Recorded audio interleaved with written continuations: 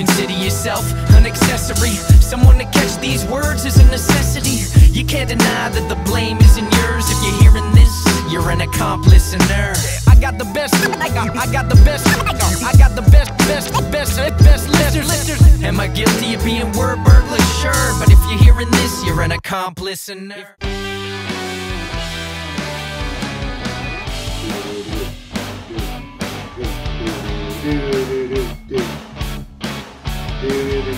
Oh wow! New setup. Who is? Setup. Who dis? Who dis be? Hi. Can they see you? Yeah, they can. Hi. They could see you before. Yeah. We were recording for Entire like almost a year. I know. But you were recording from behind my back, not in front of my back. No. It was right on the computer replay. Well, we're done arguing. This is Keeping Up with the Cardassians. Welcome, everyone. Nick clearly doesn't listen or watch Well, the show. Keeping Up with the Cardassians. This is Nick. This is Rob. This is Joe. And we are excited to be back. We had a 2-week hiatus from recording, though we still have continued to release weekly episodes. We are back, and we are, dare I say, worse than ever. Yeah. Yeah. And hey, Really going out on a limb there, huh? and if this is your first episode, wow, I am so sorry, because you have missed comedic gold for the past almost 2 years. But hey, we are, right now, we're focusing on Star Trek Deep Space Nine. We are in the Season 7 of Star Trek Deep Space Nine. The Final Frontier. The Final Frontier. The search for the Final Frontier. The search for the first contact of the Final Frontier. How many names can we combine? I don't know. The search for the... What was it? The search for Khan on the voyage. First contact, The search for the first contact of Khan on the voyage home to the undiscovered country. By the Final Frontier. Insurrection. Insurrection. Yeah. That one doesn't go in there anymore. No, it doesn't. So, anyways, yeah, we're in the Season 7 here. We're nearing the midway point of Season 7. We're getting very close. I know, right? Thank God. Wow. And this week we got Covenant and It's Only a Paper Moon to review. 2 episodes that really slow it down a little bit here. One that deals with a cult. Is it a cult? Is it a cult, Nick? How do you know? And one that deals with Dukat taking over a large section of the Bajorans. That's the same episode. No, there's a cult and It's Only a Paper Moon. Because these people won't leave the nightclub and, like, that's all they do. I mean, come on. All right, so anyways, we got those 2 episodes. But if you follow our show, you know that what we like to do is the first half, we like to catch up on pop culture news and what's going on. Sometimes we just talk about dumb stuff because we are dumb people, so we like all to the time. talk We about like to talk about dumb stuff. and then the second half of the show is when we like to deep dive into those episodes. I got to get used to looking over my left shoulder to look at you. Mm-hmm. I used to look to my right. And now I gotta look to my left. So anyways, the first half is kind of is catch up potpourri, a hodgepodge, if you will. The Jeopardy category. Here's the thing, though. Before the episode even started, we were talking about summer blockbuster movies, and we basically blew our whole content for the rest of the day. We're done. That's it. We got nothing else. We spent like 15 minutes talking about movies from back in the day. Which was great content. It can happen to anybody. You can blow your load prematurely. It just happens. It just happens. Don't let them tell you that, Rob. That's So I have to tell you a couple funny stories from my weeks away, right? So I'm at this camp 2 weeks ago. It's a camp that's designed for elementary age kids, 4th through 6th grade. Camp Kikiwaka? Camp Kikiwaka, yes, exactly. No, it's run by Ernest. Ernest? Yeah, Ernest Goes to Camp. Yes. Yeah, classic. How come I was not invited to the Ernest camp? Oh my gosh, that would be incredible. That was a great movie. It was. Just really great movie. I bet you if I watched it now, it's garbage. Probably. No. How dare you speak on Ernest But like Ernest that? Saves Christmas is still comedic gold. Like, that's the high point. When you were in my presence, you respect the legacy that is Ernest. Ernest, like, The Ernest Saves Christmas one where he goes into Vern's house and it's from the point of view of Vern. It's hilarious. He's just trashing his pulling the electrical cord out of the wall. Oh my gosh. The Ernest movies are so dumb. They're you good. Can't not have fun with them. They're good, yeah. And I had a crush on that girl in Ernest Saves Christmas. I can't remember who she was, but I don't remember them at all. oh, you got to go back and rewatch that one. Oh, you gotta rewatch the whole. Santa Ernest sells catalog. out and he gets a TV show and where he's scaring children and it's pretty awesome. Yeah, because what happens to Santa? I can't remember. Like he gets lost or something. It's been a while. The reindeer get impounded by the airport. Yeah. And they're trying to figure out, what's the deal? And the airport go to the ceiling and they have that look up, look down, look up, look down. Yeah, classic. All right, we're gonna do a rewatch party. I think let's write this down. I think we've come up with new content for the show once Deep Space Nine. We apologize. We're gonna go through every Ernest movie ever made. How many Ernest movies were made? 5. That's just a guess, isn't it? It's just a guess. Total just a guess. Let's see how many I there think are. you're pretty close. And I know I would say between 5 and 7. There's got to be a series of 5 feature-length comedies, followed by 4 more direct-to-video entries. Oh, so that doesn't count. All 9 were directed by. I used to work at a video store. So you should I remember shelving them. So you should have known it was 9. I don't know. Because it was direct to video. It went directly to Who you. counts those? You do. You work at a video store. We only kept the It good should ones. directly to you. There is Dr. Otto and the Riddle of the Gloom Beam. Is the first movie. Okay. Ernest Goes to Camp. Mm-hmm. Ernest Saves Christmas. Ernest Goes to Jail. Mm-hmm. Ernest Scared Stupid. I remember that one. Yeah. Ernest Rides Again. That's where it stops. Yeah. Ernest Goes to School. Slam Dunk Ernest. Ernest Goes to Africa. Ernest in the Army. Slam Dunk Ernest. Was that like... Was he riding the coattails of like Air Bud? Yeah, because there's actually... Space Jam. Michael Jordan is actually in the picture. No, that's not Oh, Michael Jordan. Kareem God. Abdul-Jabbar. Okay, I was going to say Jordan, there's no way Jordan does that movie. You never know. He did Space Jam. He But could have been Space Jam was good. But Space Could Jam have was been a good. huge Ernest fan. You never know that. What year was the Space Jam ripoff? Ernest... Ernest plays that was 95. Okay, yeah. Kareem would... He's retired by then. Oh, yeah. He's got nothing going on. Space Jam was actually 95 as well. 96. 96. So Space Jam ripped off Ernest. I think we've uncovered something. Oh, Ernest. Keeping Up with the Cardassian investigates. Ernest is a trailblazer. So, anyways, I see what you did there. all this is to say. Sorry, we got down the Ernest rabbit hole. So I was the deep. I was said no one ever. I know. So I It's was the first time in history anyone's ever gone down the Ernest rabbit hole. or the Ernest rabbit hole. That would oh my god. I think we just discovered the Ernest rabbit hole. Yep. We dug the Ernest rabbit hole. We didn't discover it. We created that hole. And Now, no one else. it'll be People are like, vacant fill that with concrete, please. Yeah. Fill that.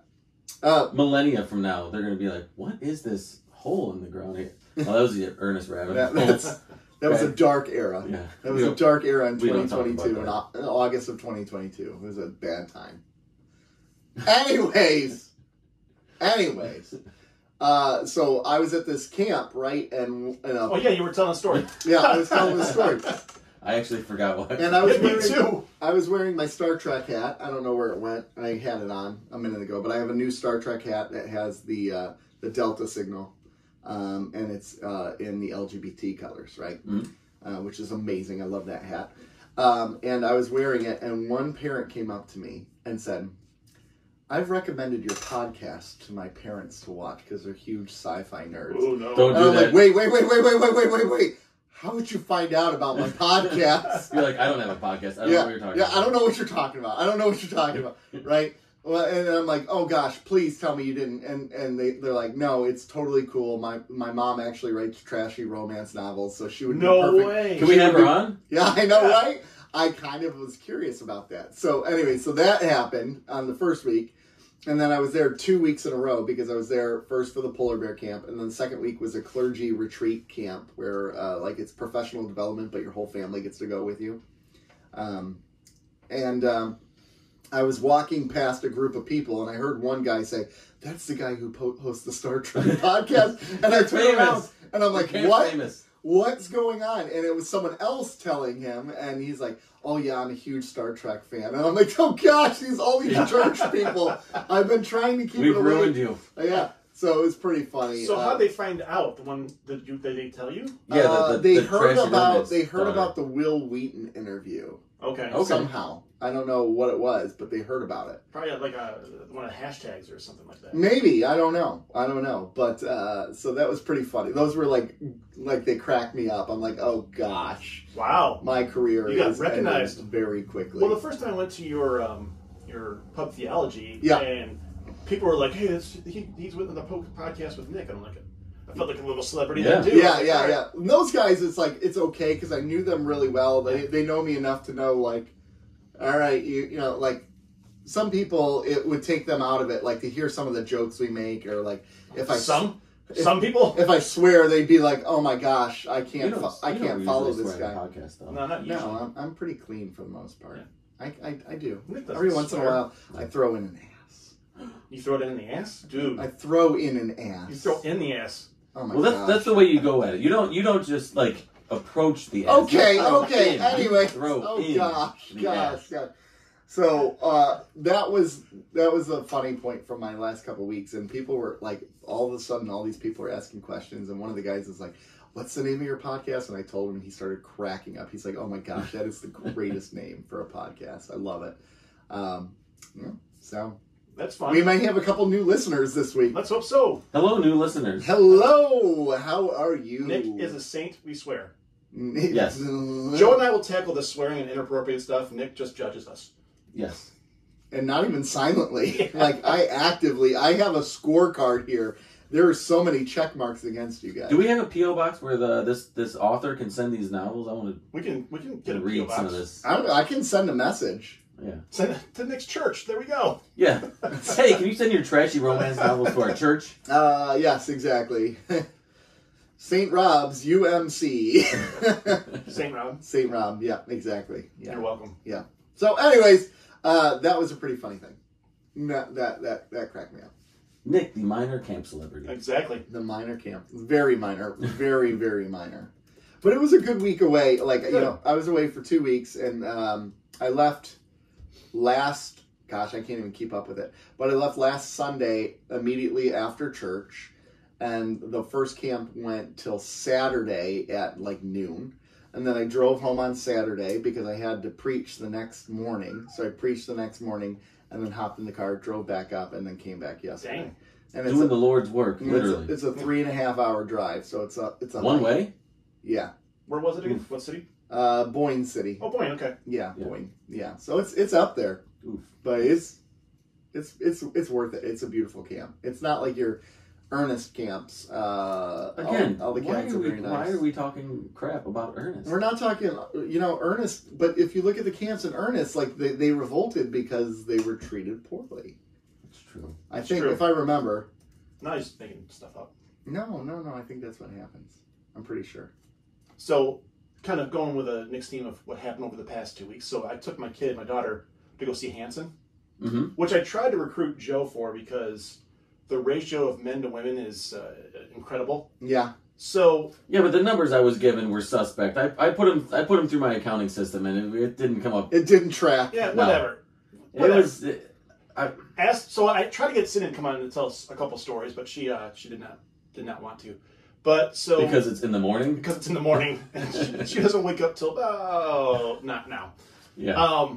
But one cool thing is at the last song of the set, Zach Myers from Shinedown comes out and plays a guitar for him, That's pretty cool. and that's my kid's favorite band, Shinedown, Yeah. Really? mixed in with her second favorite band, Hanson. That's pretty great. That's pretty great.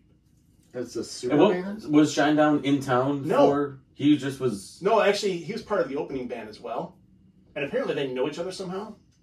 The Shinedown and Hanson. So it's like the opening band was a sort of like a side project Of for the Zach Myers. guitar. Okay. Yeah. Oh. So it was really cool though.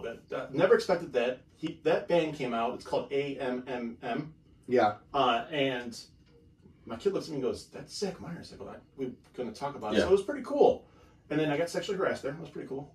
I liked it. Did you come on, really? Come Yeah. on. So It's always cool. my kid is up front, I've never been. and I'm 6'4", and there were people behind me, right? Mm. And so Where I did this is not going. I did not grow during this concert. So Lies. people behind me were yelling and going, "Oh, the tall guys up front, tall guys up front." Down in front. What are you supposed to do about that? Well, Shrink. exactly. So a lady walks up to me, or she's standing next to me the entire time, and she's talking. I forget how the whole thing started, but she said, "My friends are talking about you." Go, yeah, I'm sorry, I'm kind of tall. It just happens. They stood behind me. It's their Blame fault. God. Yeah. And she goes, "No, it's all good things." And I'm like, "Oh, It's all good and things. yeah, I'm just trying to stay close to my daughter." And she goes, "Oh, that's your daughter. That's just your daughter. That's just." And she was like really into it. Hold, pause. Wait, Pause. what? Pause. Let's dial it back. What does she mean that's just your daughter? She was facing forward, so Okay. I don't know. I think Cindy still looks young. I can't say her name. I think she looks young. And I don't. Mm-hmm. But anyway, So, then after that, we're standing there next to each other, and she grabs my ass. Yeah, she does. Bow, chicka, bow, Unbelievable. bow, wow, wicka, wow, Oh, wow, and then when wow. I said that's just my daughter, her daughter goes, "Get it, Mom." And I'm like, this could have happened to anyone. Jojo, this could have been you. she sounds suspect. I don't know. Very sus. Yeah, I don't Very know. sus. She's Rob immediately. is mouthing she was very hot because he's scared his wife is going to listen and be upset. No, I'm not. Jesus. No, I'm kidding. I'm Nick the I'm making rat. stuff up. And then after that, Snitch. Hey, Nate. I wouldn't put the keys in the ignition of your car after this and turn it on. I thought that was a euphemism at first. No. Oh yeah, I wouldn't do that either. I forgot what I'm talking about. No, This is a dark place. she immediately assumed that you were a pedophile. I'm I'm thinking not. I'm thinking Or she thought she was a very short woman that he was with. Sid, she was taller than most people there Oh, that's true. Okay. Sid is pretty tall. compared to these people. Yeah, And if you saw Sid What do you from mean the these back in a giant crowd and you just glance, you would assume they're probably more grown. yeah. Yeah, I get that. I can get that. And then after the And show, this lady was probably drunk. oh yeah. And then after the show, we got to hang out with Zach Myers for a minute. That's pretty cool. It's really cool. He was really welcoming. And How did you get to do that? Did you have backstage passes? we walked around, and he was walking up to the bus as we were actually walking around. So we'd sit there and talk to him, and a bunch of people did, but we were in that group, and everybody had kind of started clearing out, and they were more focused on Isaac Hanson than Zach Myers, so we could talk to Zach Myers for a while, and Isaac Hanson, which is really cool. That's Very cool. That's really cool. Yeah, it was a really good concert. It was fun. So when's the next one? We can look it up. Okay. I encourage you to go, though. Hanson, I mean- Detroit. Maybe. No, I mean, not I'm Hanson not opposed to windows. it. Yeah, I don't want Hanson windows. they're not going to be in Detroit. I've actually never seen Hanson live. The Red Hot Chili Peppers are coming. Yeah, Yeah. with the Strokes and Thundercat. I would want to see the Strokes and Thundercat. I would want to see all three of them. Oh, I'm going to see Imagine Dragons Although- in 11 days. I don't know if I would want to see the Strokes now. Stevie Nicks with Vanessa Carlton. Wow. That's a mix-up. I'd go to that one. No, pass. Why? Because it's not the actual band. It's just Stevie Nicks. No, because I have a poor association with Stevie Nicks, and I think I don't even. Oh, Why? this is for the next Q&A. Tell me about Stevie Nicks. No, I mean I almost did it, but no. No. Okay. Interesting. That's fine. I Wow. almost did it. Wow. Keeping up with the Kardashians goes. Investigates Joe. Investigates Joe. Don't put the keys I don't in his think ignition. they listen, so I think it's safe to say, but I don't know. Who? We'll wait. Yeah. Yeah. We're gonna be cool about this. Moving forward. Be cool, man. Be cool. Yeah. Be cool. We would be Be like Ice-T. we'd be feeling Cool. more if we didn't mention the fact that Nichele Nichols died while we were gone. Yeah, that's sad. That's really sad. I mean, she was 90, but still sad. still sad. And H died yesterday too. I I mean, all right, unrelated to hold Star on. Trek. So Hold, that's very disrespectful. Anne Heche sounds like a garbage human being. does she? She was drunk and high and driving and Oh, was she? yeah. That's the Oh, okay. She sound. I mean, I just don't feel. Isn't that the same as like Ryan Dunn when he died? Okay. Are we gonna put Ryan Dunn and Anne Heche in the same in the same Stratosphere boat? as Then Nichele Nichols. We are now. Ryan Dunn wasn't a great person either. We are now. Nichele Nichols was. Yeah. So I don't want to move on from Nichele Nichols. All right. Immediately to Anne Heche. No. Really a trailblazer in a lot of different things. So we lost a good one. Yeah. Yeah. It's sad. Oh, she was on cocaine. Mm-hmm. Vodka, cocaine, and wine. And Heche, just to clarify. Yeah. Although, if you're 90, as long as you're not driving, if you're 90, do whatever you want. Absolutely. You've earned it. You want to do some coke at 90? Go for it. If Nichele Nichols wanted to just go out in a blaze of glory, high as a kite, which she didn't. No, she did but not. If she, for the record, she but did if she not. wanted to, she went out. We wouldn't blame her. Right. But if she wanted to, she could have. If I make it to 90, I'm going out just sky high. Everything. All of it. The I'm hard not stuff. living at 90. It's not happening. That's what I'm saying. If I make it to 90. 80 is my goal. That's my goal. I don't want to go any longer than that. After 80, Nick's just going to be on cloud 9, floating. Yeah, exactly. He's not going to have any ankles left. I'm done. Oh my, yeah. I'm done. You're going to be in a wheelchair at 53. You're going to be wheelchair bound. That's true. 53. 43. I'm 39, and I felt like I needed a wheelchair last week. Yeah, you got about 5 good years. Oh, you know what we need to talk about, actually? Freaking Ezra Miller. We should talk about DC in general right now. What a hot... I know we've talked about this multiple times, but more recent news is now Ezra Miller got arrested again because he broke into someone's house and stole alcohol. They stole alcohol. And now Warner Brothers is reportedly eyeing cancellation of the movie. They're considering several options. One of those. Option one. Well, here's option 2. If Miller does... Why are they stealing alcohol? Exactly. I don't understand this. They are saying... Okay. So you're hard up, though, and the liquor stores are closed. I guess, but like you're... Dry County.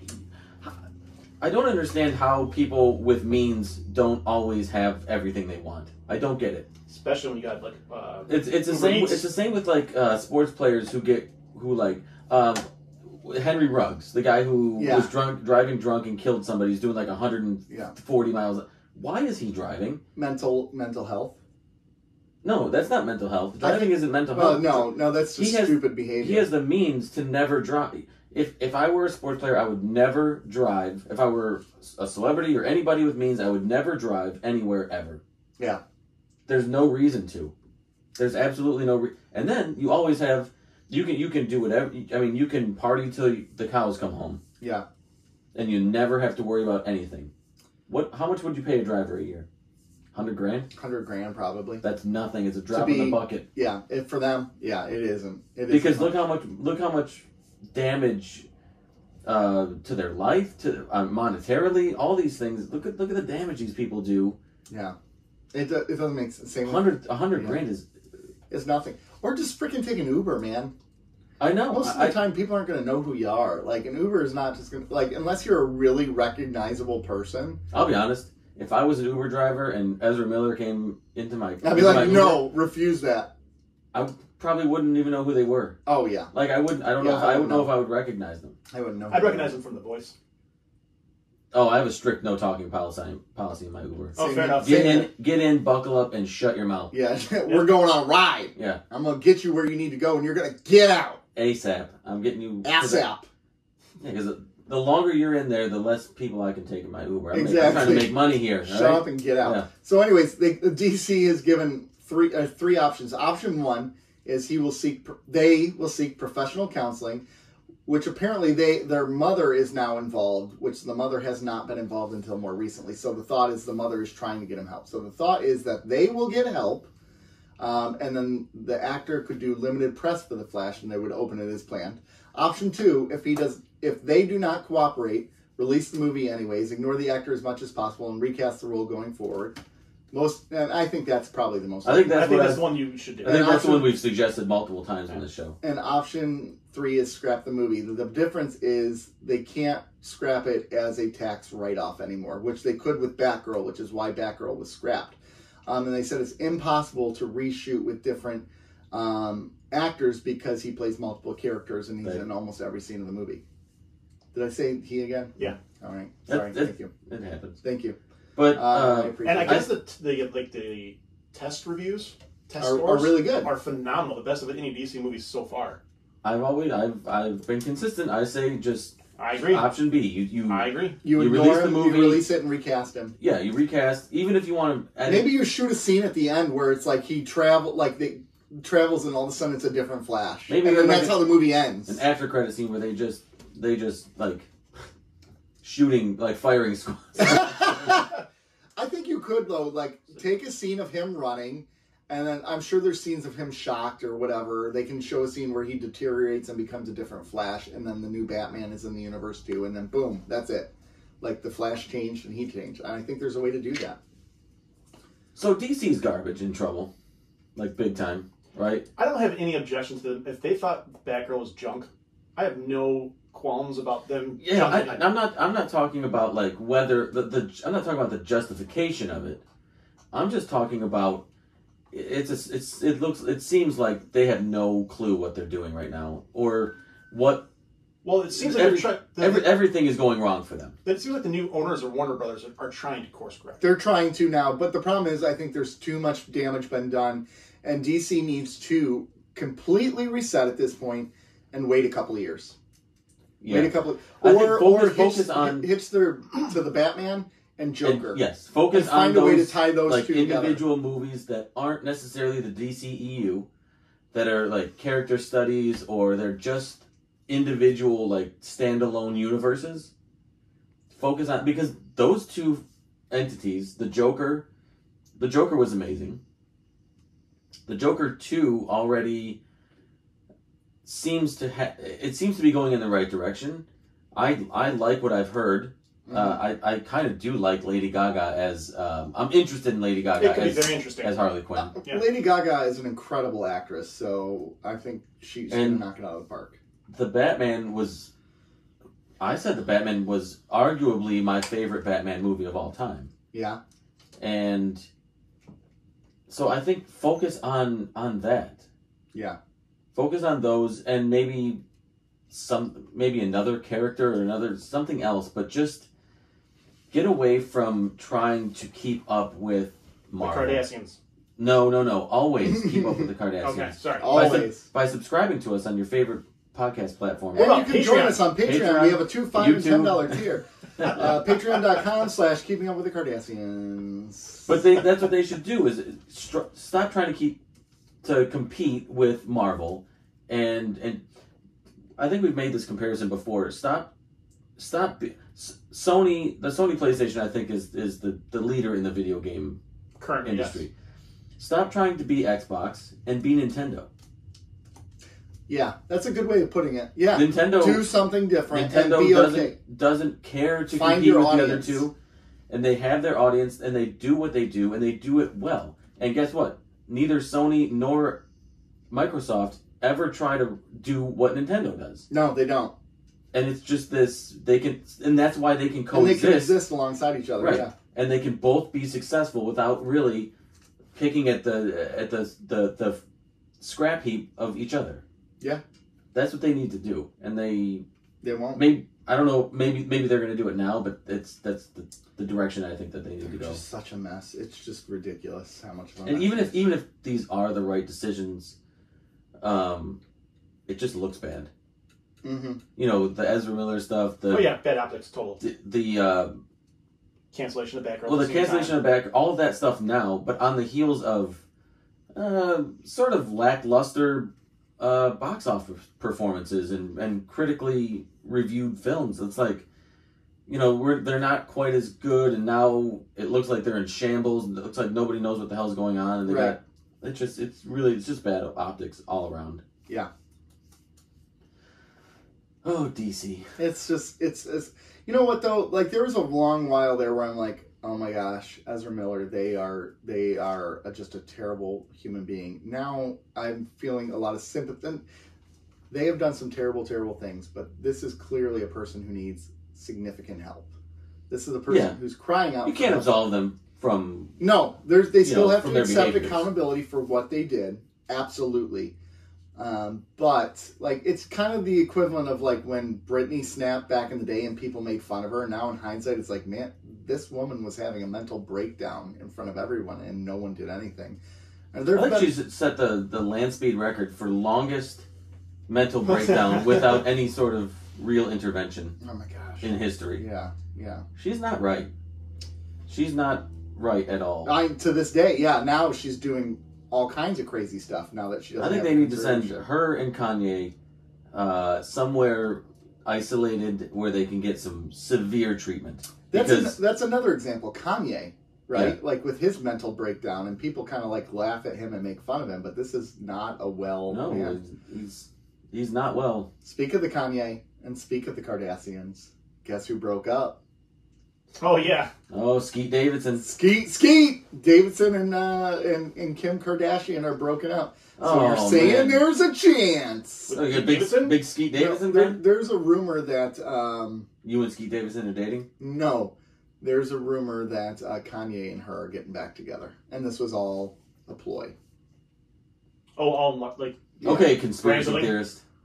I could buy it in that realm. It's all attention. I don't know. Are you saying you don't believe that Kardashian's an attention whore? No, I think she's a wonderful young lady. Oh, that's good. Mm. She's a lawyer, you know. I know. I'm a lawyer. I want to go to the Kardashian School of Law. Who doesn't? Because you don't actually have to go to law school. No, you don't. You just take a test and call it a day. I'm a lawyer. I'm a lawyer. I'm a lawyer. Off of that note, let's take a quick commercial break to hear from real lawyers. Possibly. Probably not. Erectile dysfunction. Possibly. Yeah. Possibly something about a COVID vaccine. I don't know. We're going to find out. So let's take We're all excited to find out with you. We'll take a very quick commercial break. We will be right back with you. Alrighty then. We're back. Hi, everyone. We're back. We never even decided what we were going to talk about when we came back from commercial break. Is this just happening? I got news for you, Nick. We never decide what we're going to talk That's about. not true. We plan these episodes well ahead of time. We pass around notes on Google Drive. Here's the thing. And we outline. Here's the thing. As everybody who These listens are or scripted. watches knows, we only decide we're going to watch 2 episodes. That's the only thing is the Deep Space Nine. And even then, sometimes I don't want to hear it from you. You got no room. Yeah, you're a copycat. I did it first, so. Yeah, you Trendsetter. got to back off, sir. So anyways, what are we doing? Are we moving on to the episodes already? No. We're not?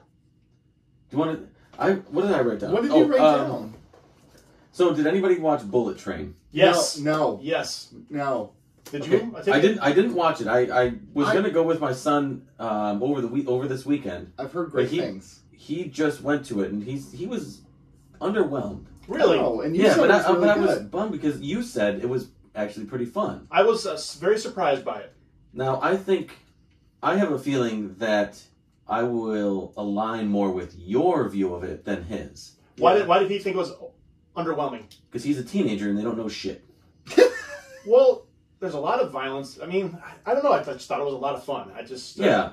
I think from what I've seen, read, and heard about it, it sounds like a movie that our demographic would like. Okay. Somebody maybe in their 30s or 40s or early 50s or like in that era who grew up with like an action movie on screen that wasn't a comic book movie. Okay.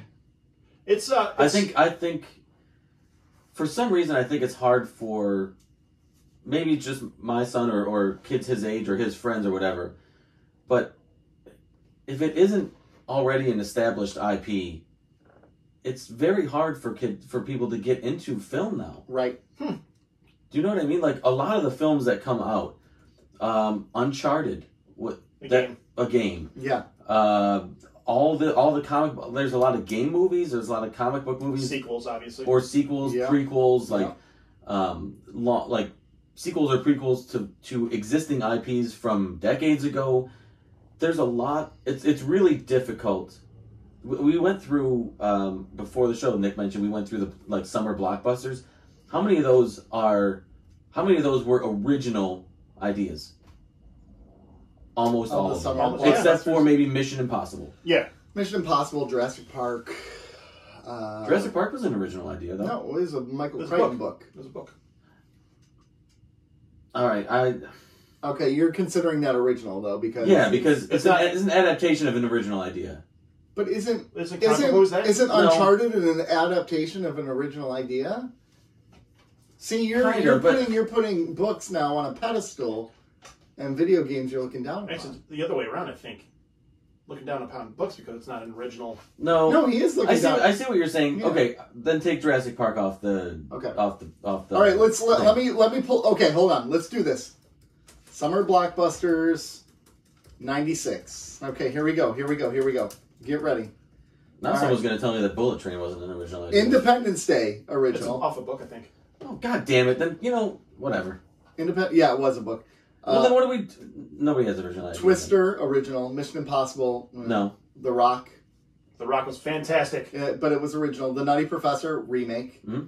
Eraser, it was an Arnold Schwarzenegger movie. Okay, so that's... What's that supposed to mean? It's not original or a remake, it's just... It exists in its own plane? Yeah. Because it's the same... It's like superhero movies. It's an Arnold Schwarzenegger action flick, It's an action flick, though, to his point. Yeah. All right, and then 97, we got Men in Black, Air Force One, Face Off, all original. Con Air, all original. Contact. Fantastic. Contact. So 97 was really original. I mean, you had some. Austin Powers was that year as well, 97. Speed 2, that doesn't count.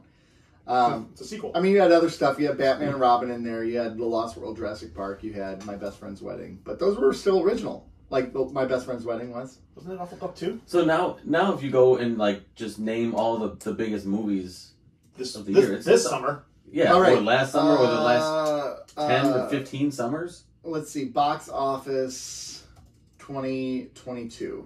Let's see what we got here. Top movies: Top Gun: Maverick, Jurassic World: Dominion, Doctor Strange and the Multiverse of Madness, The Batman, Madness, Minions: The Rise of Gru, Thor: Love and Thunder, Watergate Bridge. I've never even heard of that. Oh, it's like a Chinese movie. Okay, so that's... Oh, it's an original movie? You never heard of it? Yeah, go figure. Sonic the Hedgehog 2 and Uncharted. That's your top 10 for 2022. Do you see the stark difference? Yeah, absolutely. Because even when you go below that, like there's Elvis is there, then there's the bad guys. Lightyear, Too Cool to Kill. Honestly, I wouldn't. Morbius is 17. It's Morbid time. I wouldn't count Elvis as original either. I just wouldn't. Okay. Well, you're wrong, but that's okay. I mean like original ideas for film. Okay. I mean, I get you. I get what you're saying. I hear you and I see you. I was actually having a conversation very similar to this with someone just the other day, and we were talking about music and the originality of music, right? And we were talking about how we blame this generation for killing modern music, but I think in reality, it was our generation with Napster. Because that was the era when officially you were downloading single songs, and it was about getting the down. So I think our generation is actually responsible for killing music as we know it. Because of the way we consume. Same thing with movies, right? Maybe. It kind of ties in together, I think. No. I think movies and music are way different. No, I think the way we consume them is very similar. Yeah, but it doesn't... You can still consume quality original music... you can the same way that you can consume quality original movies. You can, but now it's about getting that hit, making the money off of one single. Same thing with movies. You can still make quality movies, but there's a lot more to be benefited from just a one-off, big-budget Marvel movie. Not a one-off, but the advancement, the very quick advancement in technology over in this century, I think has drastically shifted everything. You know what's interesting? Kind of with the technology thing, my kids and I were watching Captain America: Winter Soldier just recently, and my daughter, of all people, said CGI that doesn't look fake. Right. I mean, of all because if you look at the modern Marvel movies or whatever, it all looks like it's green screened. Yeah. And for her to point that out, I was like, wow. Right. Because either she's got a good eye or it's very obvious. It's very obvious. Yeah. It's very obvious. And that movie, I mean, the green screen worked or the CGI looked great. But now if you look at... What's the music equivalent of that? Auto-tune? Yeah. Yeah, I'd say that. Yeah. Yeah, that would be...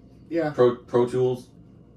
Like, just go in there and fix everything. Wait, is that like, okay, auto-tune to me would be you're taking a voice and you're improving the voice. So CGI, I think it'd be more like de-aging a character, for me. CGI would be when the era of digital music became a thing, like when everything was synthesizers, and then they're like, okay, we're overdoing it. Now we got to go back a little bit, right? Like the 80s got synthesizer heavy for a long time, or even right now, pop music is.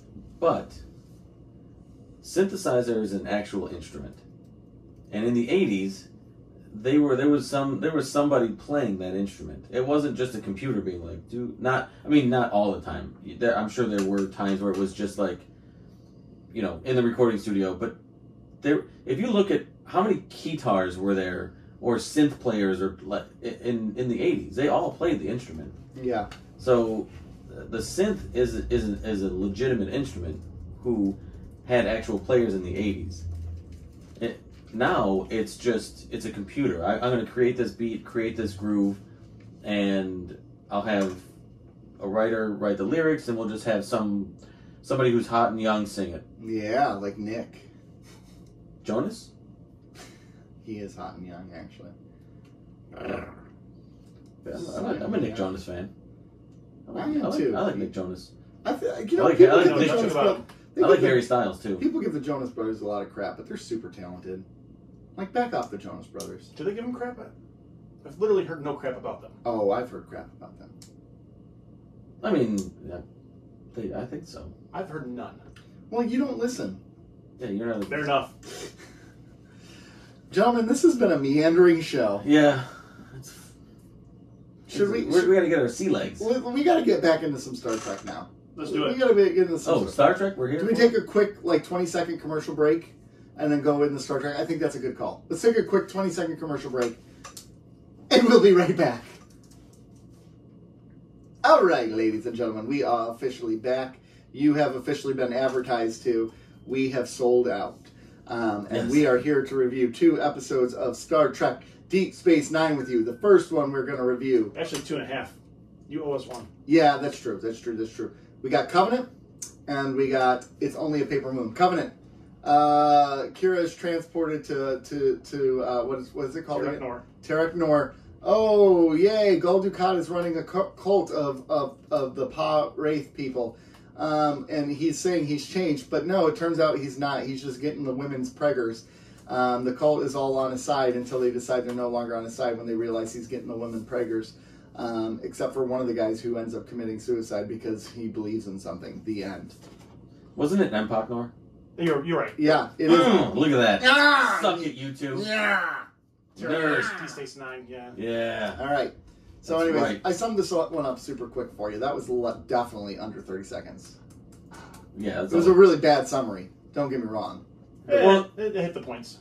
Yeah, I mean, yeah. It's a Dukat episode, so it doesn't deserve any more than that. You love Dukat. Listen, I was burned once. Twice, maybe. So we got a Dukat episode, and Dukat's running a cult.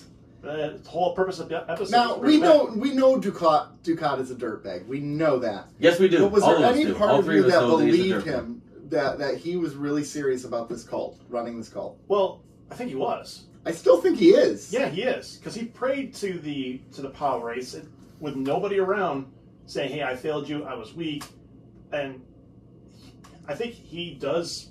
He's a Pa race follower. Is he a follower though because he actually believes in them, or is he a follower because they'll give him power? Yes. He was. Here's he was the touched thing. by them, so he doesn't need faith. He's lived it.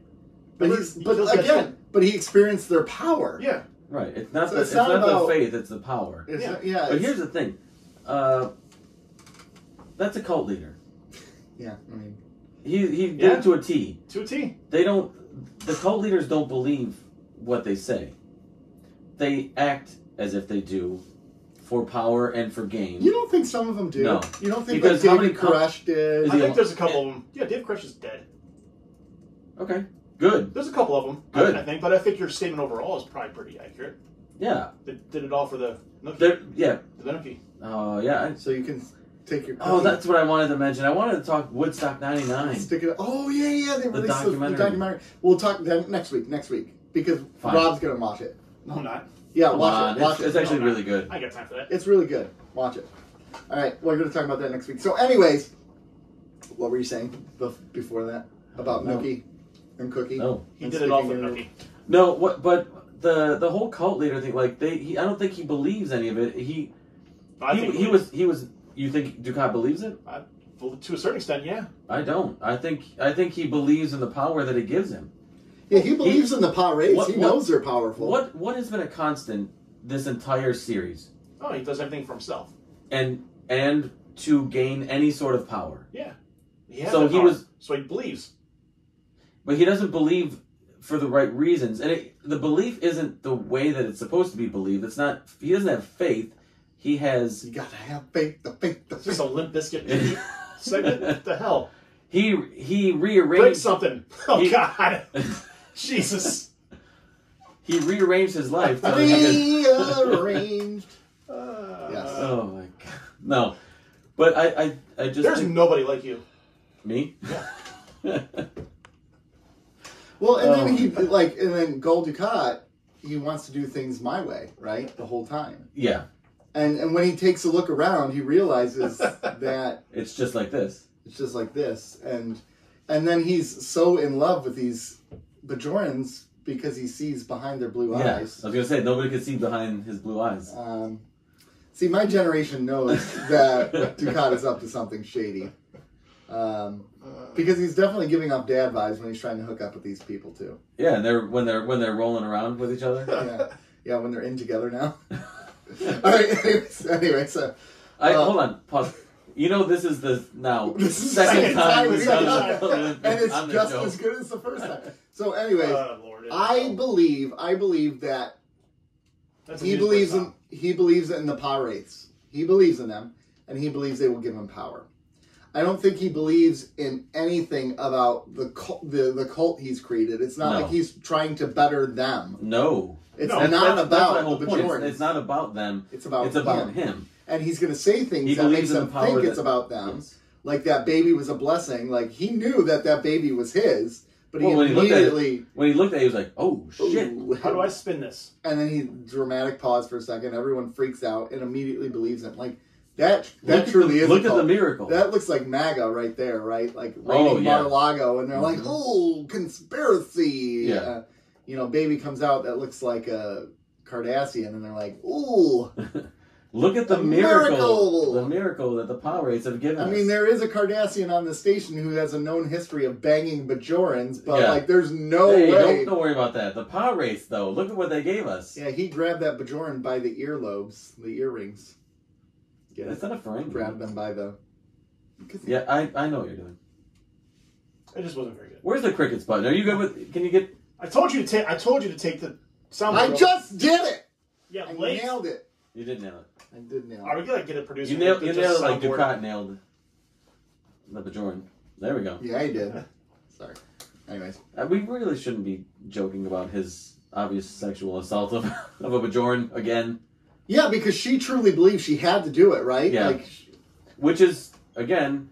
And he said it was a moment of weakness. This happens in cults all the time, where the cult leader assumes power, and the subordinates will do literally anything, and up to the point of killing themselves. Well, there was that story in a couple months ago of that church leader where the pastor gets up and he's like, "I got to step down because I was not faithful to my wife all these years ago." And then another woman comes up and she's like, "Dude, I was 14. Let's stop talking about how you were unfaithful. You raped me."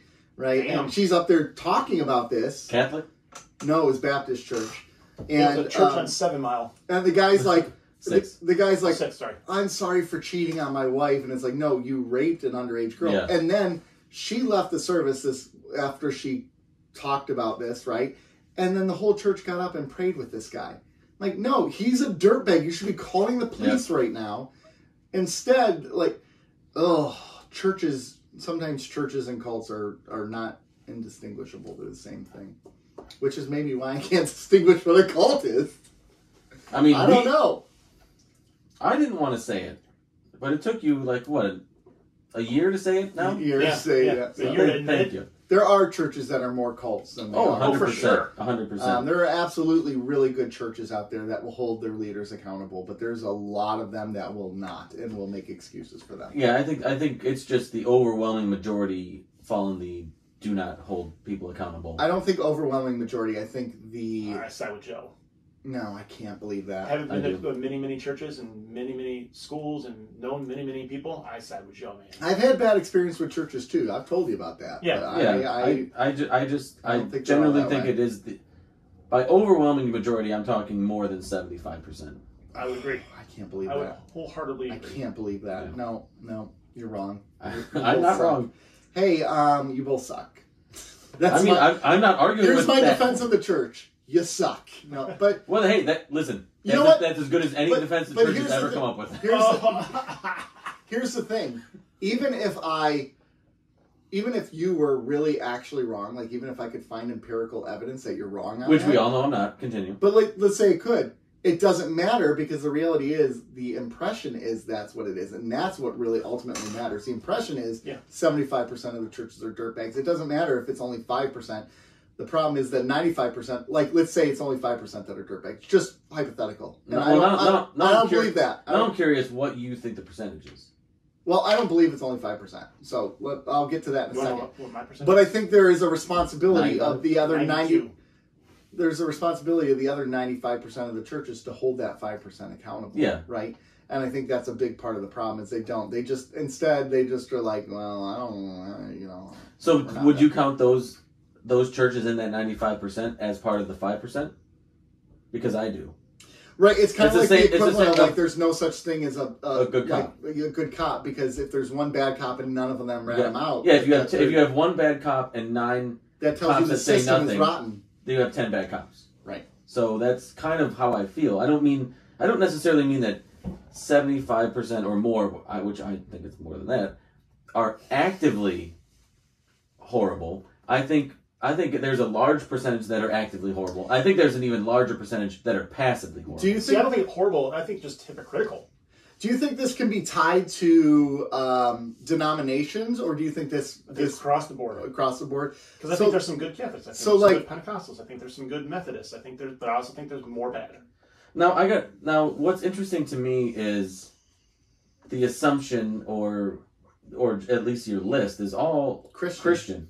We haven't talked about Muslim. We haven't talked about Jewish. We haven't talked about. You're gonna See, get but that. I- You're gonna I- get that any religion though. And I think obviously it's because even me, I think the three of us are significantly more we're familiar identifying with our. we're significantly more familiar with Christianity as a whole. Yeah, I can't sit here and bash the Muslim community. I'm not part of the Muslim community. I don't identify with the Muslim Right. community. So it would be irresponsible of us to speak. And it would Agreed. also be a typical white man, especially a Christian man, like bashing their religion, saying they don't know how dare they believe what they To Joe's believe. point, he's bashing every religion. Yeah, Yes. yeah. Across the board. Across the board. No, I take But no I think sides. there's a personal responsibility for myself identifying. I don't know if you know this, but I'm a pastor, When did that happen? and I think the last 2 weeks. He went to the camp. Yeah. Camp pastor? Ernest becomes a pastor. And I think there's a responsibility for me. Like you're right, you can bash across the board. I think I should just stay within my lane and just bash I'm not even Christianity. I'm not even really bashing. I'm just calling it out. calling it out Right. across the board, Right. and not specifics, just in generalities. Yeah, I get you. That makes I sense. can't speak to the specifics of each religion sect, Yeah. but it just across the board. So then, in a lot of ways, you're Kira here on this station, and you're trying to be like, "Hey, assholes, pay attention to what's happening around you." Yeah. And everyone's like, "No. Here's a question. No, okay.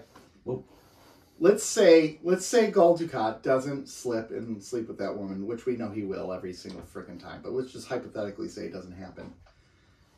Because I've had this conversation with someone else. Is it possible to have the wrong intentions as a leader, but still bring about positive change so that the people's lives are better? So, for instance, the people living on Empok Nor, their lives were better off. They were happy.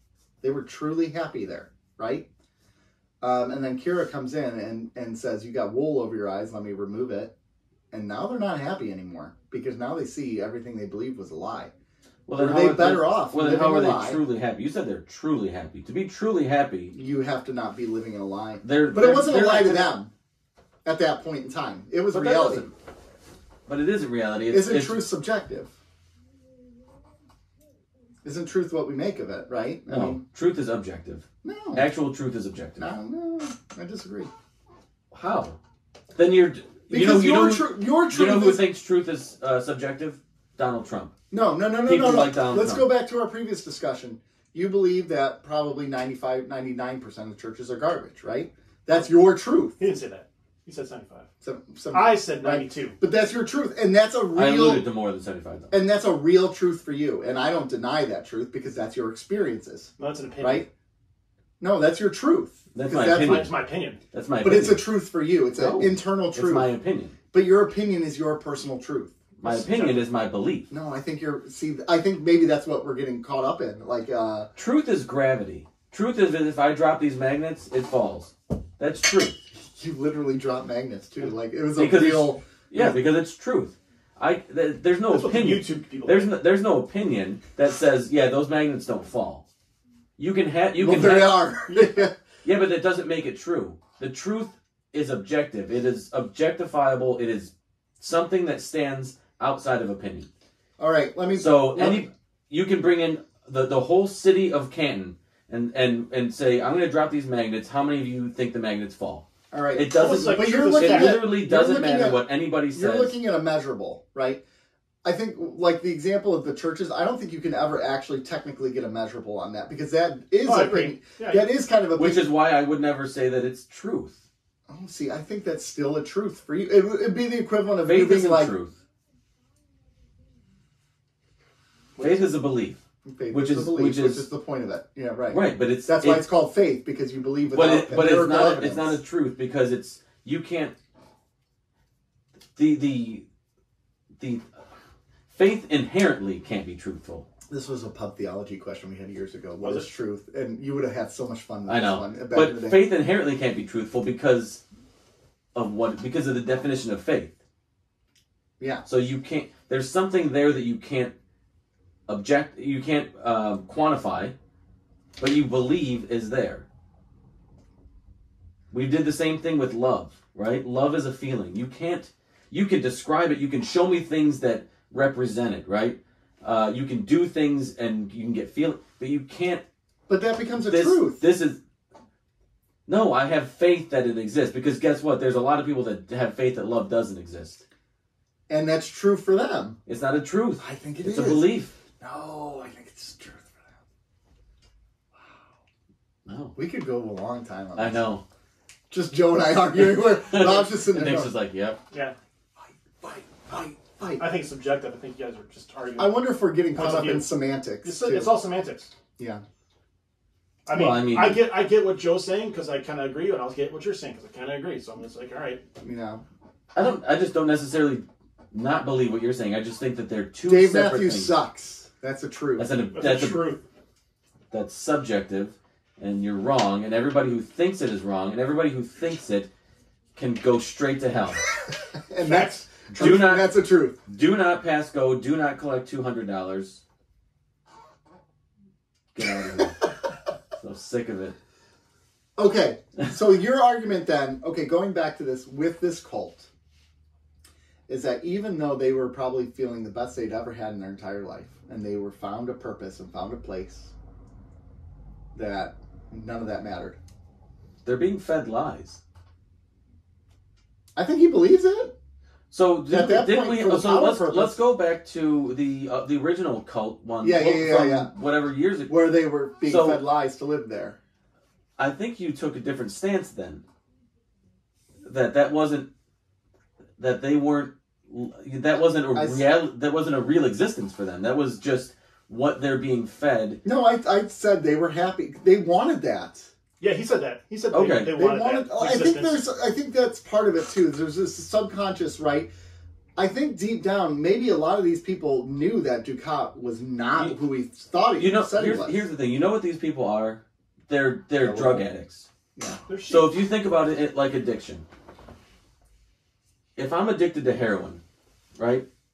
I live, my existence as a heroin addict is to be high all the time to get heroin. Mhm. I love it. I'm happy that way. Yeah. I think I'm happy on heroin. Am I? Or am I just, is it just an altered, am I being fed something by the drug that makes me think that I need it to be happy? I think that's different because you're talking about a chemical change in your brain and your chemistry. I think cult taps into something chemically Releases as well. dopamines and all Yeah. that. Yeah. It's the same thing. You're getting pleasure from something, so therefore. But how is that different changes. than like a guy who watches a lot of porn and is like, Why are you looking at me? yeah. I mean, I went. Releases I said dopamine drug in the addiction, but brain. that's an addiction too. So Porn addictions, right? Right. It changes the brain's chemistry. So if it goes to the addiction part, where it like there's something altered chemically in your brain, or there's something happening internally Yeah. that is altering your existence, then I don't think it's. I think it's a false reality, which is what they're existing in. Are they happy in this false reality? In that existence, sure. Yeah. They might feel like they're happy. Are they better off than without? Are they better off knowing? So what now they're Ducat is so what they're dirtbag, doing. They know this. So what they're doing is when Kira comes and exposes everybody and they're not happy anymore, they're going through withdrawal, right? So they're stopping the drug. Yeah. And what happens when you stop something? You go through it. Your body readjusts. It needs to recalibrate. And that's what they're doing. It recalibrates to actual reality. Right. And that's what they're doing. But even at the end, they don't really revolt against Ducat. They kind of just walk away sullenly, except for the one guy. But right? that's a short period of time. Yeah. Over time, like far in the future, that hopefully what will happen is they'll be able to look back with a clearer mind and be like, oh, and can look back objectively and say that wasn't us. I mean, just like somebody who gets sober and looks back and was like, I can't believe that was how I existed. Here's where I'm going to call myself a hypocrite on this argument, because I was having this discussion with a colleague about 6 months ago. We were talking about like these mega church pastors, right? Mm-hmm. Who get up there and rail against LGBT people and talk about the sanctity of marriage and blah, blah, blah, blah, blah, and make these people go to conversion camps and like, you know, you're living a sinful life, and then all of a sudden it turns out that they were having affairs the whole time. Oh, yeah. Oh, right? It happens all the time. Sure does. And I was having this debate with this person, and I was talking about how like that negates all the work that they've ever done. Like any good that they ever did is now officially negated. Like for the LGBT community, they cause great harm, right? But let's say you're a normal church member. You're not normal. Bad use of language. Let's say you're a cisgendered white person in a hetero relationship, right? And this pastor has been amazing to you. You faced addiction issues. You had all these issues, and because it's usually he helped you see the light, and your life is so much better now. And then this news comes out that this guy was having affairs or stealing money from the church. Does that now negate everything? Do you now say, frick, all this was a lie and go back to what you were before? I think it's a possibility. Or does your life stay where it's at? I think if you're happy in the life that you have, then you're going to be like, all right, this guy screwed up. And it could go either way, but I think in the long run, if I'm happy the way I am, I try to maintain, because there's always bad to every good. Yeah. There's always bad. Nick, you're a good guy, but guess what? There's pastors out there that aren't. Joe, you're a good guy. There's dads out there that aren't. You know what I mean? Yeah. I'm not going to let, if Joe decides to, I don't know, anything, I'm not going to let that influence on the fact that I'm a good dad as well, you know? Okay, here's a good example. Let's say all of a sudden Joe runs out on his kids tomorrow and never comes back. Does that negate everything he had done up to that point in his children's life for them later on? For them? I think it does. Probably, yeah, for them. I think I would, honestly, if someone does that, it negates anything for me too. I mean, there are some things that are so significant, right, that it just does overwhelm all the good. So I think like that, or like a sexual assault, something like that, murder. There are a lot of things that are like top tier shitty things you do that can 100% overshadow the good that you've done. But I think not every mistake should overshadow. And to me, I'll give you a real life example of I lived this. Okay. So we all love music, and to me, music up until a few years ago, or whenever the story broke, I think it was 2019. Yeah. I enjoyed the music of Ryan Adams. Mm-hmm. He, to me, I'd always heard like he was kind of a shitty person. Yeah. But there's a lot of musicians. I like Frank Sinatra. He's a dirtbag. Yeah. I like a lot of musicians. All the Rat Pack. Jim Morrison, asshole. I mean, there's a lot of musicians. Pink Floyd. Yeah, assholes. they're all dicks. Mostly to each other, but Yeah, but they're all dicks. Led Zeppelin, they were. But too. I mean, there's a lot of people in the history of music who aren't great people who put out good music, and for the most you look part, past it. up until a certain point, you just sort of separate the artist from the art from the artist, right? It comes out that Ryan Adams, did a lot of manipulation to women, grooming women, and he was just a scumbag to women. He was allegedly inappropriately messaging underage girl, and to me, because of the nature of his music, it's lyrical. Mm-hmm. It taps into your emotional side of music. It's not like Rage Against the Machine or Tool or a rock band where, even though Tool has good lyrics and Rage has good lyrics, I can get into the music and just sit there with the music, right? So what it does is it taps into emotionally feelings, and he talks about relationship, all this stuff. Once it comes out that he's a scumbag and it taps into the things that he was trying to portray, you're done. You're done. I couldn't listen to his music anymore. One, because he's done so much bad that I just can't in good faith support him. Yeah. And two, hearing the music changed. I don't believe what he's singing anymore. Yeah. Do you know what I mean? I get you. Well, that'd be like Rage Against the Machine. It turns out they're the biggest donors to Trump's campaign. Right. You're not going to listen to Rage Against the Machine anymore because you're going to be like, what? This is not. Come on. Yeah. Bulls on parade, right? No. So, I see what you're saying, and I do think there's a line, though. It depends. Yeah, I go back and forth on that. I don't know. It's tough. I just wonder now, can these people ever recover from this? I don't know. The cult followers? Yeah, I don't know.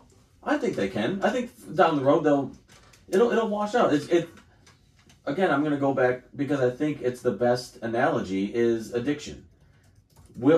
Initially they're scared. I'll never be able to go through it, and especially when they're going through withdrawals, it's really hard. Yeah. A lot of people don't make it through withdrawals. No, a lot of people are hospitalized. A lot of people go through a really, really tough time. They go back sometimes. It might take a couple times to stick, but eventually, the majority of them, once they get to a certain point and it sticks, once they get out, they're okay. They find ways to be okay in a world without a cult or drugs or whatever. Yeah, I think they'll be okay, but it'll be a while before it'll take some time. It'll take some time. Absolutely. Wow, good conversation. That felt old school. That felt like That felt like the older episodes that we used to do, right? Yeah. Oh. All right, should we move on? Ooh, that was good. Oh, I got chills. They're multiplying. Oh, we lost Olivia Newton-John too. Oh, we did. That's sad. And I was looking at Rob's hat. We lost. I think Robert E. Mosley, TC from Magnum PI. TC, yeah. My favorite show. It's only that was a sad day for me. It's only a paper moon. Nog is back on the station after losing his leg, and he's got a new bio leg, but he's still struggling with it. He's limping around. He's dealing with a lot of trauma. So he withdraws. He starts living with Vic in the Hollow Suite, and totally gets lost in that world. He's happy again, but he knows he's living a lie, but he doesn't want to live in the real world because bad stuff can happen. Vic says, get over yourself and get out there because life ain't worth living if there aren't risks. And Nog says, yeah, you're right. And finally goes out and starts living his life.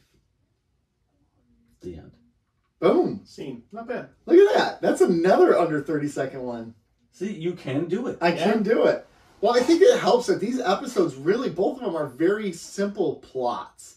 There's a lot to it, but they're simple plots. Yeah, they're like you said, the plots itself are simple, but they're like you ever see the motivational poster where it's like the island, and it's like what you see, and then underneath the water, that's what these episodes are. Yeah. The episode itself is above the surface, but there's so much underneath the surface to discuss, to think about, to gestate on, that it makes it just they're way deeper than you would initially think. Right, exactly. Oh, it's another Vic Fontaine episode. It's just a goof, right? Yeah, but it's not. But it's not just a Vic Fontaine episode, and it's an episode that takes some characters seriously that haven't been yet. Like Ezra, it's taken seriously this episode. Yeah.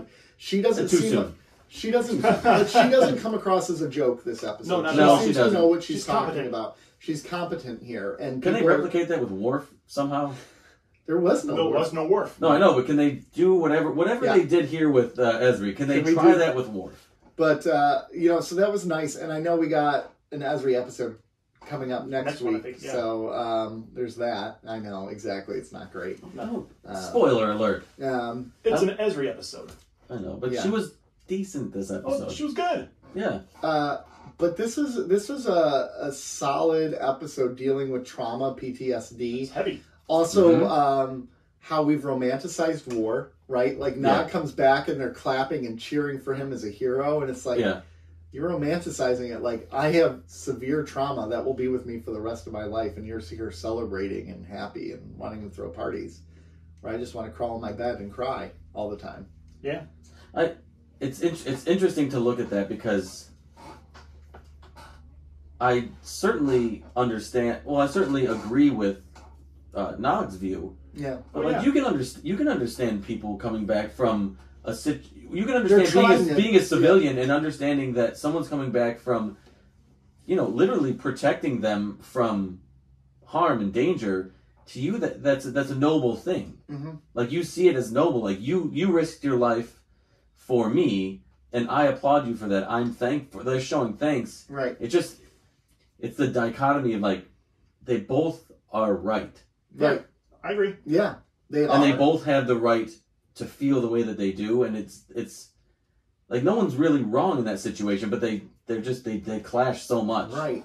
Well, and what is so fascinating about this episode is it's a reminder that no matter how much help you get, Nog has had 2 months of help at that point. Mm-hmm. No matter how much help you get, it won't matter until you're ready to accept that help, right? It doesn't matter how many great professionals you have. It doesn't matter what prescriptions they have you on. It doesn't matter, if it's freaking, if it was Jadzia there for Nog dancing around naked. That's not going to help him. Pause. That helps anybody. Yeah, it would. The spots go all the way down. Yeah. And two, Jadzia's dead. That's hurtful. Too soon. Yeah. Very. Soon. Okay.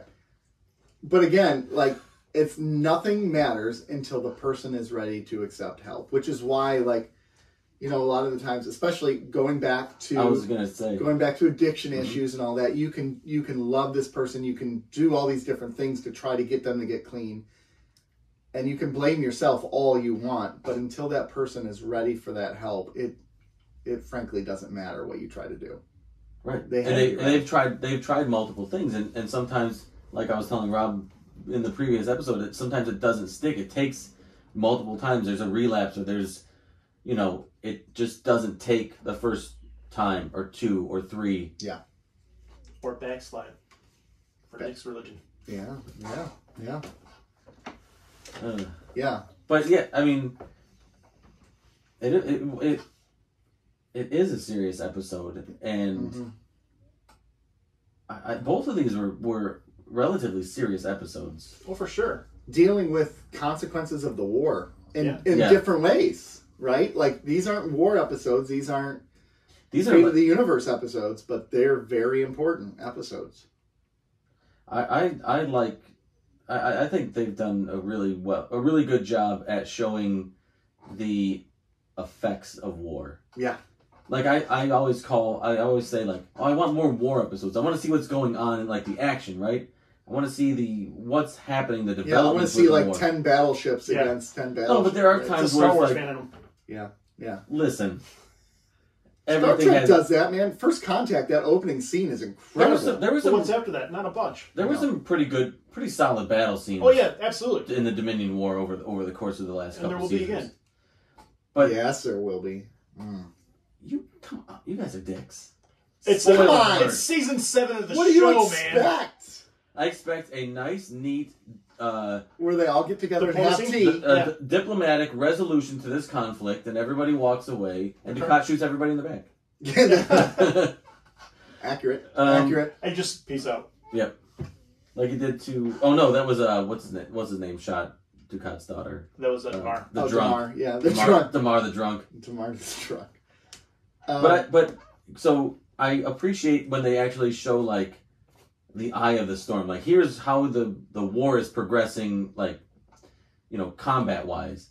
But I absolutely love when they show how it's affecting things on the outside of it. Well, And from both sides too. And Right. the interesting thing is Star Trek in the past has not really done a really good job of covering the after effects of war, dealing with the trauma aspects. Like they've done it with like the Klingon War and the Romulans, like with the neutral zones and the borders and I all did that. it with Picard after the Borg for that one episode. Yeah, they did that there, but they don't really like the Dominion War. I mean, this is a war where billions are dying, right? I mean, whole planets are destroyed.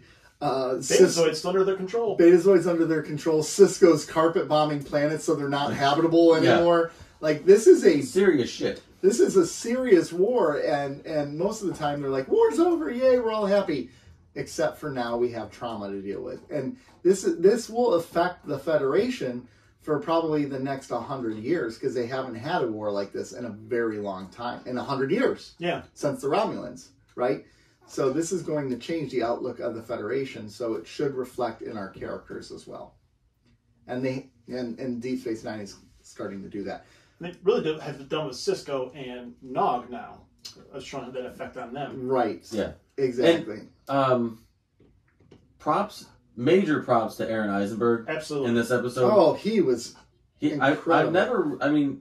His character has really grown in the last couple seasons since he's gotten into Starfleet. I've loved his character growth, but I've never, and just for whatever reason, maybe it's just screen time or him not being put into like the right major parts of the plot to showcase him, but I never really, and this is my fault, but I've never really given Aaron Eisenberg the credit that he deserves for that role. Yeah. But this was he was fantastic in this episode. Mm-hmm. Especially at the end when he has the breakdown. Yeah. And just it was subtle enough, Mm-hmm. but it touched, it hit. Yeah. Mm-hmm. Yeah.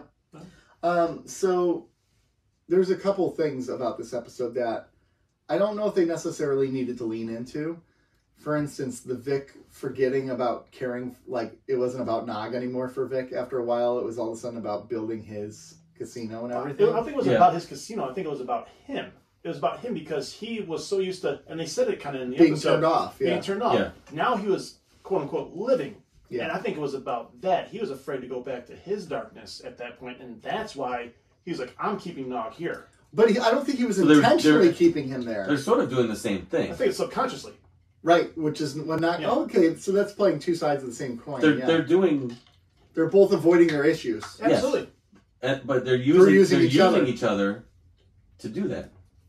Yeah. And so it's kind of interesting when Dax comes in there and is like, "Hey, thanks, you're doing good work. It's almost time for him to go home." And he acts this out very well because you could see on his face like the whole like, holy shit, I forgot I was supposed to take care of this guy. Well, he's like, hey, he's doing great here. What are you talking about him going home? What are you talking about? He's going to live here. Yeah, your boy's a hell of an accountant. Yeah, exactly. Yeah, but that was interesting. James Darren did a really good job in this. He episode. really did. I was surprised but happy that they sort of expanded his role a little bit more than just like the singer, like giving him a little bit of substance, space to breathe, his character a little bit, a little substance to his character. And there's a little part of me that hates that they've done this, like so much focus on the holosuite, but then there's another part who goes, okay, this allows for more intimate character moments, which is really nice. I think what it really boils down to me is it's introduced too late in the series. It would have been cool if it was like right at the start of the Dominion War. This became a thing. I think too much more would have been too much. Yeah. Yeah, I think that actually they're maybe doing a little bit too much inside Vix. And you know what's interesting is they're doing the Doctor from Voyager before Voyager did it. Yeah. And they're exploring what it means to be real and what it means to be alive. Vic, for all intents and purposes, is alive. I mean, this guy is communicating with people out, like, when he can shut himself down. He can shut himself down. He can decide you're not allowed to turn him back on. Like, he's got free will. Yeah. And it's interesting, this is never a topic of conversation in Deep Space Nine. But I think maybe that's why Voyager decided to broach that with the EMH, the Doctor in there. And talk about what real life is. And so, anyways. Well, do we really need another subject matter for season 7 to go over? No, we don't. No. Yeah. What more can we stuff inside the sausage that is season 7? Right. I think my biggest problem with these episodes, and I understand why they're doing it because James Garren is a singer and he wants to sing. Like, I don't need full performances of these songs.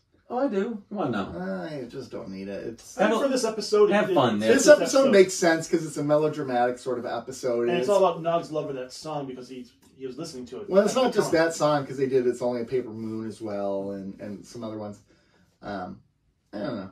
I mean, it's okay. It's fine. I just don't need it every episode for it. Did you catch the little nugget about the movie that they're watching? The little black and white movie? I'm not sure. What nugget are you talking about? Because I did. It's starring. Oh yeah, I think so. Starring Jeffrey Hunter, who played Captain Pike in the Star Trek the original. No, I didn't series. catch that part. Oh. Yeah, it's the movie about the kid and the other guy who gets shot in the arm, gets up and walks away or whatever. It featured Jeffrey Hunter. I think that was John Wayne actually that we saw there. Maybe not. I'm not sure. We can look it up. I was not a big John Wayne guy, but Black and white western. That's a safe bet. That's a safe bet. He's just bad percentages at that point. Yeah. Gene Autry maybe. Oh, it was not preferring the he was a Searchers singer. over Shane. That's what it was. Shane was the one with the little kid, with that's the one we actually saw that had John Wayne's in it. I don't know. Anyways, it's not important. We'll get to that. Not important. I thought it was a nice tie-in. That's all I'm saying. Yeah. A nice Easter egg. So websites have rated this the third best episode of Star Trek Deep Space Nine. Yeah, people love this episode. From 1934 to 1953, Autry appeared in 93 films. Gene Autry? Jesus. Yes. Wow. Different era. Were they westerns? Yes. Okay. I feel redeemed. Sci-fi. Redeemed. I felt personally attacked. By who? Your look. You gave me that Prince side eye. No, I've seen that look. I know what that look means. Okay. I don't know if I'd put this up there in my top 10 of Deep Space Nine. Not Episodes? Yeah. Not This top one? 5 for sure. Huh? It's Only a Paper Moon? Yeah. Ooh. Because that's where they're putting it. Like, oh, well, let's go to, we should rate, how about we rate these and then we can kind of talk about that. Does that make sense? Or is there anything more? Okay. No, because I want to get into that for a second. Yeah, we can rate them. I just think I thought it dealt with trauma really well. It did. IMDb doesn't have this in the top. But 5 of this season. I think Cole Meany's episode dealing with trauma did it much better. I agree. Which Hard Time. Hard Time. Yeah. Yeah. Different trauma though. I think True. trauma isn't all the same. Honestly, there's a point to be made that maybe a couple of us were more drawn to Hard Time because of the trauma he was facing, especially at the end. The type of trauma I think he faced. Yes, Yeah. I think that a couple of us are drawn to that more than we have that experience with PTSD. So Now I think if any of us were veterans, I think this one might hit us a bit harder. well, they would get letters all the time about how much they appreciate this episode and telling what it felt like. Yeah. So let's start with Covenant. Covenant is difficult because the episode itself, But the conversation was so good. I'm gonna rate our conversation a 10. Yeah, I'm honestly gonna give it 8.5. I'm gonna Really? give it 8.5. I can't go that high. I was gonna go like 6.5. I did 6.5. Because I didn't find this episode. itself. Again, really I rate in enticing. totality. So the conversation that we had makes me Raise it raise it, but it also makes me think like I should go back. I want to go back and watch it again to pick up more. with different eyes. Yeah. See if after our conversation, I want to go and see if I can pick up something more, or if there's other nuance in that episode that maybe I missed, that maybe the conversation we had sort of dusted off. Yeah, I get you. Okay. What did you said 6.5 as well? I did. Well, that's a big disparity. Sorry. All right, here it's only a paper moon. Ooh. It's better than Covenant, so It's better than Covenant, but is it a 9 for you then? yeah, I think it's a 9. Okay. A 9.5 is almost perfect. I'm giving this an 8. That's fair. I don't think it's as amazing as people make it out to be. I think Nog's parts are incredible. I actually kind of wish they would have found a way not to make it a holodeck sort of episode with it. I think they're hiding it because he's trying to hide something. He's trying to hide in the holodeck. I think it's more because it is Vic Fontaine episode. He served his purpose in this episode. Yeah, I know. I don't They know what played it off. is. They I don't know what it is, but it's. do you think it's the disposable nature of Vic Fontaine? I think it so is. you just can't emotionally get invested in his part of the in a character storyline. that they just recently added, like You're like, he's Ezra not Dax. yeah. Who cares? He's better than Ezra. And they didn't just recently add him. He's been in there for like 2 seasons now. 2 seasons. Well, Yeah, he only came at the end of last season. was it No. the end? Not even 2 I thought it was seasons. the middle of last season. Okay. I thought it was the beginning. But that's not the end, God. bro. All right, what did you give it? Oh, an He 8. didn't An rate it. Yeah. All right, so Wait. Let's So- talk about the breach. Let's get caught up here real quick. I stick with my ranking actually. And what was it? Don't tell It me. was 6.5, I think. Lucky guess. Yeah, lucky. Yes. No, and I still stick with it. I didn't love this episode. I didn't hate it. I don't love it. What did I give it? 7.5. Whatever. Okay. So Fine. I stick with my rating. So backtracking now to It's Only a Paper Moon. So looking at some of these ratings, so Den of Geek rated this 3rd best episode of Deep Space Nine. Ever? Third? Third Then best what's 1 and 2? ever. 1 is The Visitor. Boo. What's 2? Let me see if I can find it. Let's see if this takes me. It doesn't take me to the original link. Sorry, I can't give that to you. What do you say? Den of Geek? Again, Den of Geek. Yeah, Sci-Fi ranked this as the 4th best holodeck episode of the Star Trek franchise. I can get behind that. Yeah. What a niche ranking. This is the 4th best. It's the fourth best holodeck episode featuring Vic Fontaine. I mean, it's true. Oh wait, here we go. That's like Den of say- Geek. I got the article. That's like Their saying number 1 is. that's I ran an indoor triathlon like a decade ago, and I came in 2nd in my age group Yeah. out of 2. So I placed 2nd in my age group in a triathlon.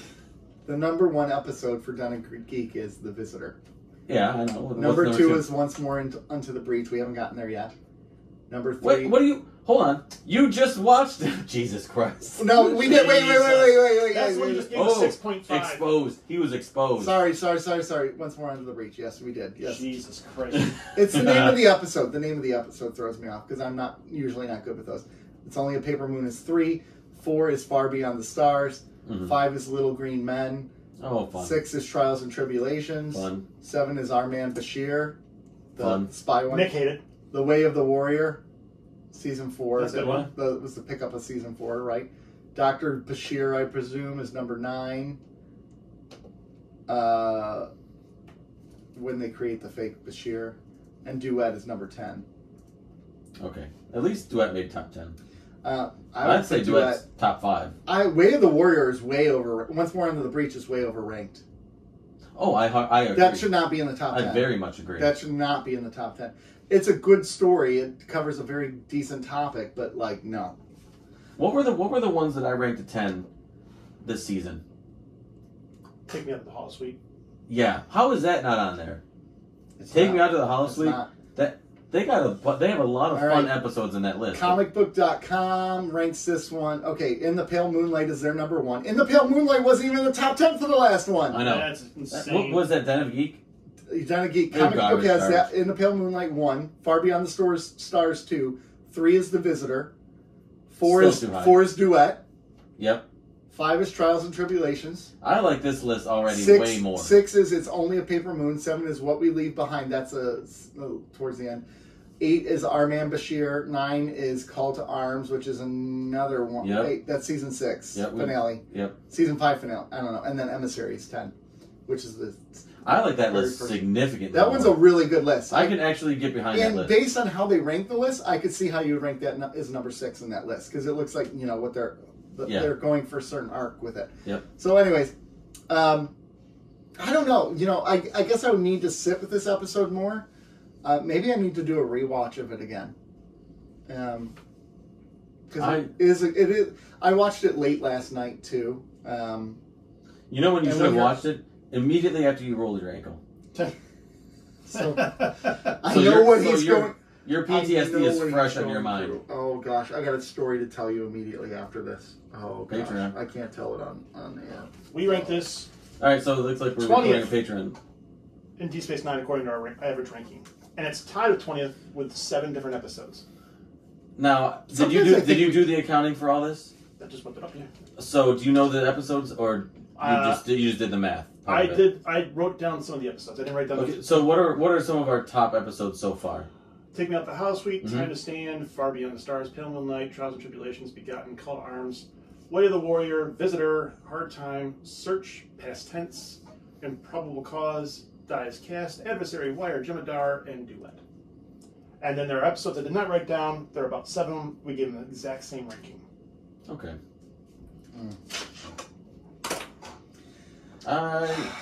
Okay, so folks, clearly we know what we're talking about, and the rest of the world doesn't. So I'm glad you tuned in, because we've changed your life with these ratings. Join our cult. Join our cult. Sure. Yeah. We believe. Come on in. The water's fine for now. So anyways, join our truth. Folks, join our Patreon, though, too. We do a lot of fun conversations on there. We do have that $2, $5, and $10 tier. We'd love to have you. We have many Patreon followers, and we love them dearly. And we release adequate content. I mean, you get the bad content. They get the adequate content. Once we reach 20 Patreon followers... When do we release good content? We're going to upgrade 20 Patreon followers. Oh. We're getting there. Oh, it unlocks the good content? It unlocks the good content. Oh, this is like a pay-to-play game. The game is free, but you have to buy... You got to buy... What is this, Fortnite or Minecraft or... Shroot Bucks. You got to buy Shroot Bucks. Shroot Bucks. So, yeah, we got that. What's the other one? Oh, the other Minecraft. Did you say Candy Crush? No, Fortnite, Minecraft, and the other one... Roblox? Roblox. Yeah. V-Bucks. V-Bucks! Robux. Yeah. So you all can find us at Cardassians Pod on Twitter as well. You should go there, and you should go to at Cardassians. Oh wait, at keeping_up_Cardassians, where you will find cutting edge material such as memes of deep thoughts with Gold Ducat. This is on Instagram. Yeah, on Instagram. Instagram. You could go on Facebook and YouTube as well. YouTube, we put video of us. If you want to see how handsome we are, which is or if you want to see me drop magnets to prove a point. Super handsome. Yes, you can go there. So we get applause because we're so handsome. But anyways, yeah. So, anyways, folks, it's been real. This was Nick. This is Joe. You suck so much at these outros. It's like you intentionally want to piss me off with these outros. You want to do them wrong. Anyway, well, it's never the same with you. Literally never the same. When do we say this was Nick, this is Rob, this is Joe, who will buy? At the end. We're not having this discussion on the outro. That's not an outro. This is what I'm talking about. Outro is not a good time for discussions. Great time. It's also not a good time to ad-lib new outros. Folks, I've enjoyed talking to you, and this is my last episode of Keeping Up with the Cardassians. Hey, everyone. Have a good day. Bye. Bye.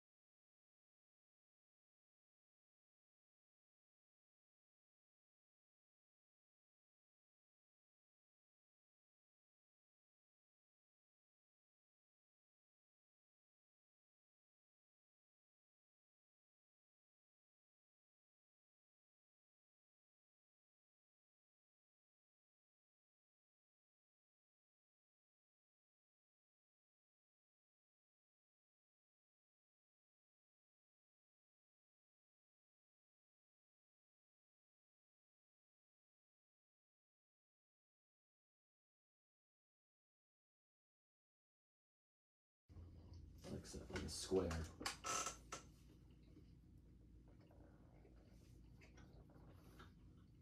I'll get to the bottom of this.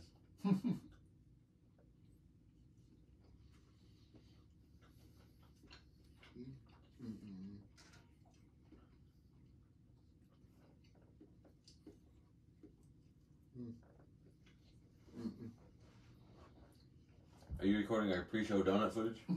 Just our awkward silence as we go, Show prep. I got the 3 going so I can figure out which angle I like the best for future reference. This is our show prep. Stuffing our face with donuts. Oh, yeah. And not saying a goddamn word to either of us. Any of us. All of us. One of us.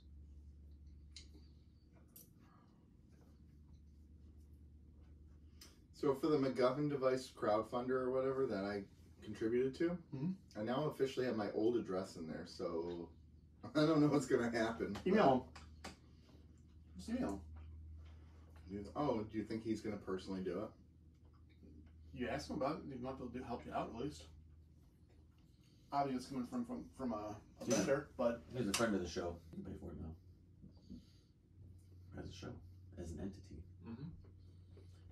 As an entity.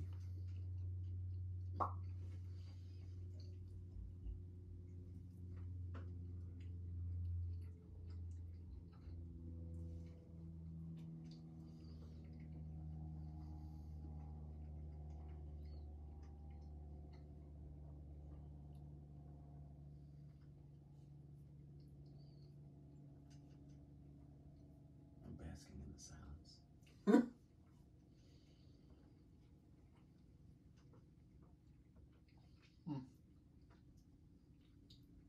Just love a nut in my mouth. I just love a nut in my mouth. Donut, I mean.